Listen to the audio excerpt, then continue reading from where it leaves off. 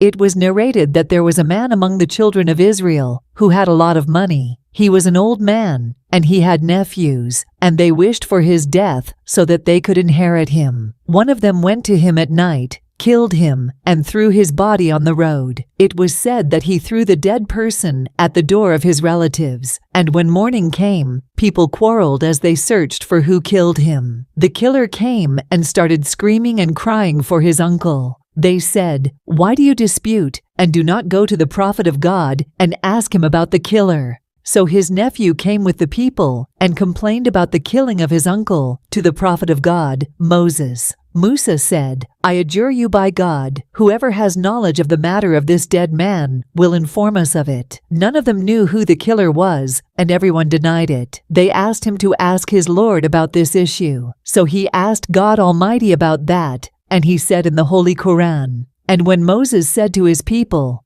'God commands you to slaughter a cow,' they said, 'Do you take us as a mockery?' He said, 'I seek refuge in God, lest I be among the ignorant.'" When they felt strange and surprised, Moses told them that if they wanted the truth to emerge, they had to carry out God's command. So they went to the market to buy a cow and slaughter it. And in the market, they were confused about the shape and specifications of the required cow. So they returned to Moses, seeking clarification. They said, "Call upon your Lord to explain to us what are the characteristics of a cow." Moses said, "The cow is neither old nor young in terms of age, but rather it is in between." But the children of Israel disagreed about choosing the color. So they returned to Moses to inquire. They said, "Call upon your Lord to explain to us what color the cow is." So God determined the color for them, and they had information about age and color,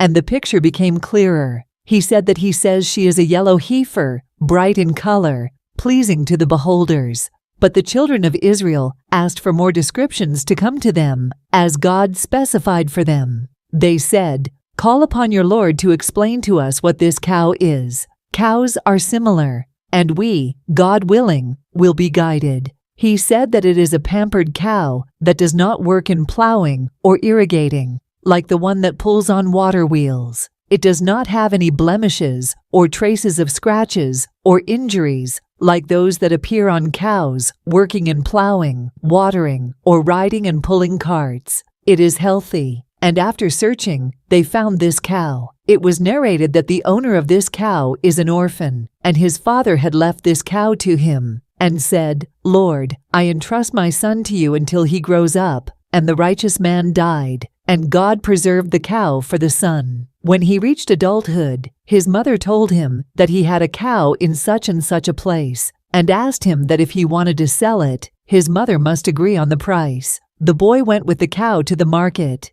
and the children of Israel were looking for it, and they found the cow matching the descriptions that the prophet of God, Moses, mentioned to them. So they paid the price of the cow first, as is the reality of the market. But the boy asked for more, and the more they increased the price, the boy asked for more. He knew that the cow was important to them, so he held on to it until they paid, as its skin was filled with gold after it was slaughtered. Then God commanded them to slaughter this cow and commanded them to strike the dead person with part of it. So God revived the dead man and spoke the name of the murderer, and the murderer was his nephew for whom he wept. This is the story of the cow among the children of Israel in the Holy Quran. God told us that they argued with the prophet of God, Moses, a lot in carrying out orders, because God ordered them to slaughter any cow, and they continued to argue and become strict until God made them tough, and they paid a lot of money for that cow. Subscribe to the channel and like the video so that you can view our content from the Holy Quran and the hadiths of God's prophets. Thank you all.